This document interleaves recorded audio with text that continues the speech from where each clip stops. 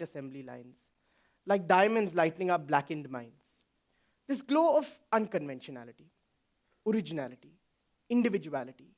Each child separated from the other through fingerprint, iris, and brain, each wired not like the other, each one glowing from within. This is all that matters. Always has, always will. So, my contention is that unconventionality is the single most valuable quality in a child, and that parents, teachers, and society at large needs to respect and nurture it. I remember an early painting of mine. I was around 3 years old, and this is not because I have some brilliant memory. It's because my father's pinned it up with great pride on his study. So, I painted the entire page a deep aquamarine blue, and in the center of it, a black dot. When the art teacher at school was taking her rounds, she looked over at my painting and asked me, "What is this?" And I said, "Ma'am, it's a painting of a shark." And before I could complete, she smirked and she walked off. The painting was greatly appreciated at home because on one side of the paper was a shark at a distance. But when you kind of turned the page, the shark had come up close. Bright, white, jagged teeth, bloodshot eyes. It's just that Dad had thought to turn the page, the teacher hadn't. So yeah, he's that kind of a father. You guys know Ratatouille, right? Like the film, where the rat's a chef. Pretty unconventional plot. But we were watching it in the theater, and there was this one particular shot where Anton Ego, the food critic, takes a bite of the ratatouille. And the camera kind of zooms in, and there's this dramatic change in mise-en-scene, and there's this golden light, and his mother, of all people, is flitting about in that light. And I nudged my own mother and asked her, "What's the deal? Why is she there?" And with tears in her eyes, she said, he's reminded of his own mother's hand-cooked food. And I said, oh, you mean like Dad's hand-cooked food? Because at my house, I don't really have a culture of mom's food. My dad's the chef, right? My dad's the chef. My dad makes the food. And my mom, she's an amazing editor. She's an amazing mom, but she's definitely not a great cook. And I think she's pretty happy with that fact. Anyway, my father and his team, they ran these cinema and theater studies workshops for the economically challenged children, and I'd kind of tag along. And, we'd watch the classics, Majidi, Chaplin, Marx Brothers, a little bit of Fellini, and we'd perform a couple of pieces too. I remember Girish Karnad's Tughlaq, or Mark Antony's speech on the death of Julius Caesar. We were all kids aged 7 to 14, but we'd kind of take on these challenges with great pride and great joy. We'd write our scripts, we'd make our films, we'd soak in art, and we'd soak in literature. That was where I got my education. Not my schooling, my education. I'm 16 now, and I'm happy to say that my parents have never really pressurized me when it comes to grades, They may ask me about a new film that I'm writing or a new story, but predicted grades, which are now the bane of our existence, it's just never really been dining table discussion, And I think that's really taken the pressure off me and allowed me to develop and become into who I am. As for who am I? An actor, a filmmaker, a poet. I remember my first time on stage. I was anchoring the annual day of the school, Saraswati Mandir. The school was one for differently abled children, a school that no other schools would shelter, a school for children other schools deemed unfit for schooling. I remember a couple of moments from that performance, like shouting at my mother because I had forgotten a line. Yes, I was that kind of kid. But what I can feel to this day is the love of the children from that school, be it holding my hand or pulling my cheeks or just looking at me with warmth, of Medha ma'am, the lady who ran the school, enveloping me in so much appreciation. I remember feeling very valued. I think those were the earliest ideas of inclusion that I was exposed to, that if society is boxed up into those we think fit and we think unfit, then we'll be creating a truly insensitive and a harsh world. So instead, if we stood for one another, our development would be sustainable and it would be fair. I think back to that glow of harmony. I think back to that flow of unity, hands held together, our glowworm power, outglowing the shimmer and shine of Mumbai at rush hour, ever sharing, ever caring, ever glowing.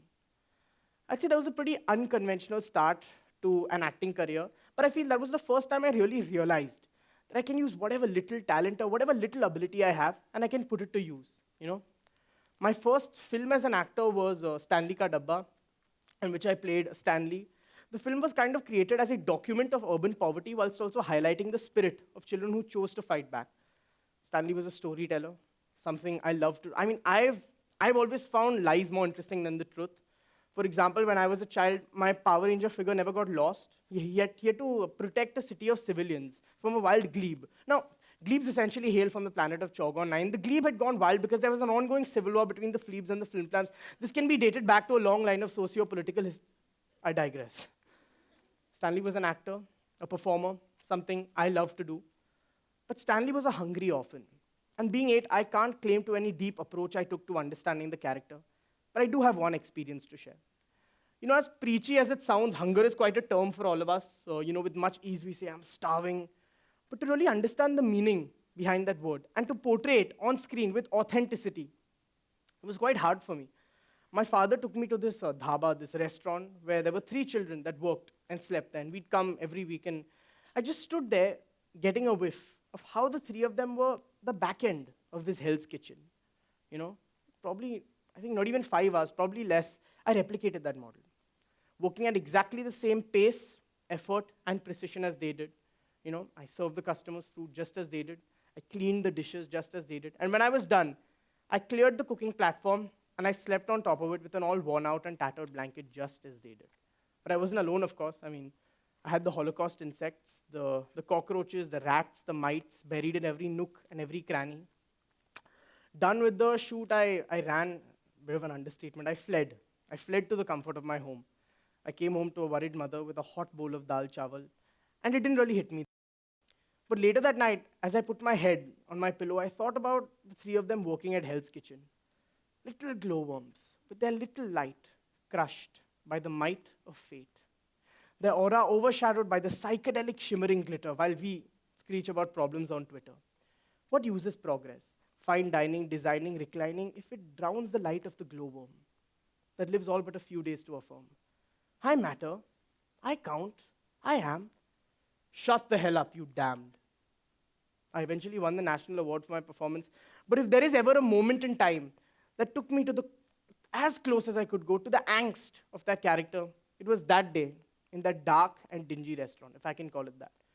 But I think equally importantly, if my parents had suppressed my desire to my stories, my desire to play for hours on end with figurines, me taking their video and filling up their memories with random photos, or succumbed to teachers telling them that I was mischievous or that I spoke far too much in class, then there would have been no actor, no glowworm, no me.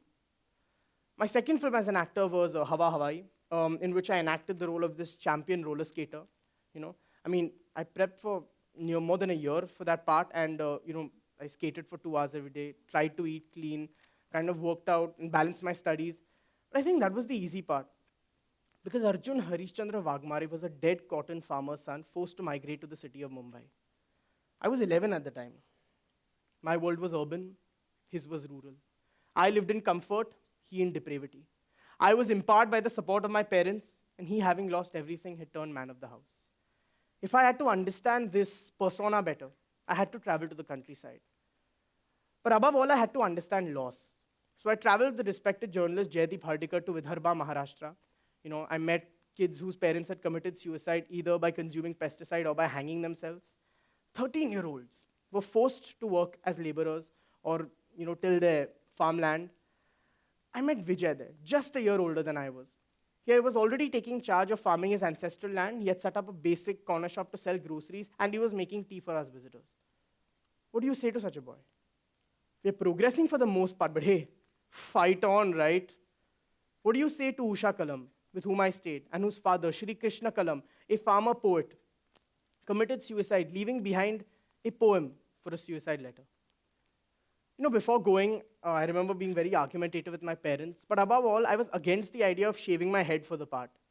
This image of the captain of the house, participating and winning in debates, elocution, it worked fine for me. I was at that age, mindful of what girls thought. I also had this notion of me being this poet and this artist. I was being a conformist. But this exposure to Kalam's searing poetry, literally excavated from the soil of our nation, it changed me. It gave me perspective.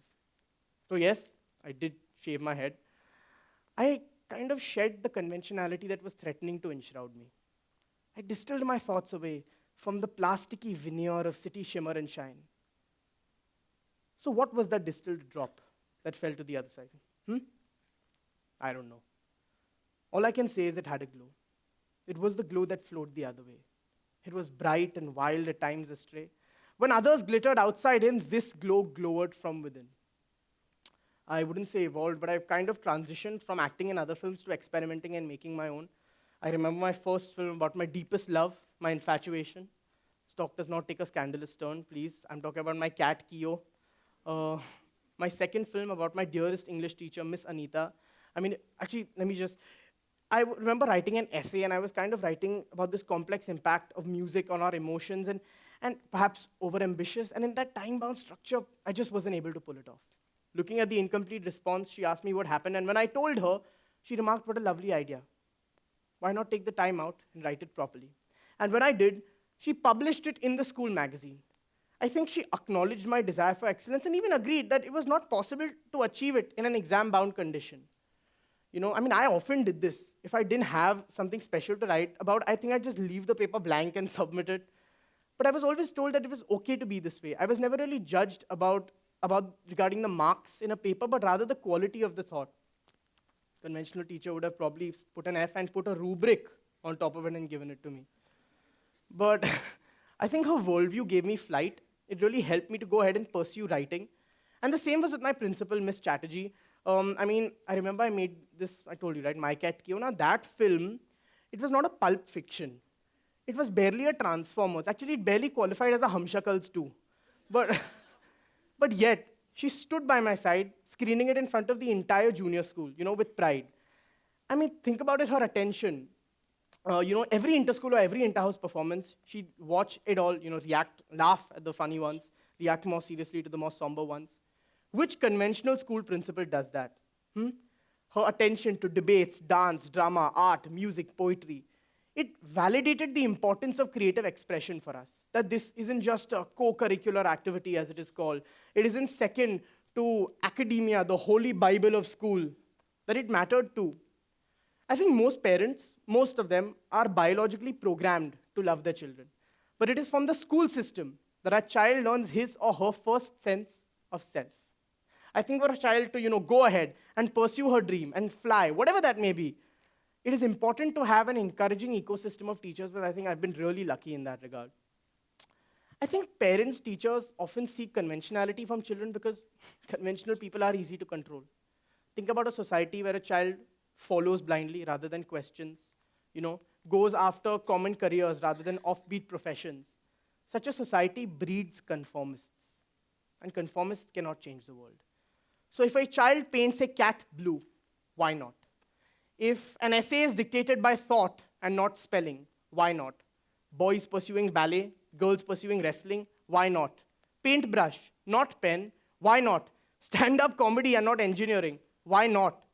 Adults need to respect the tiny, mighty light of the glowworm that lives all but a few days to affirm.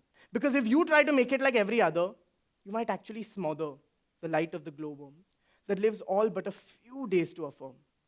I matter, I count, I am. You guys have been a great audience. Thank you so much for listening.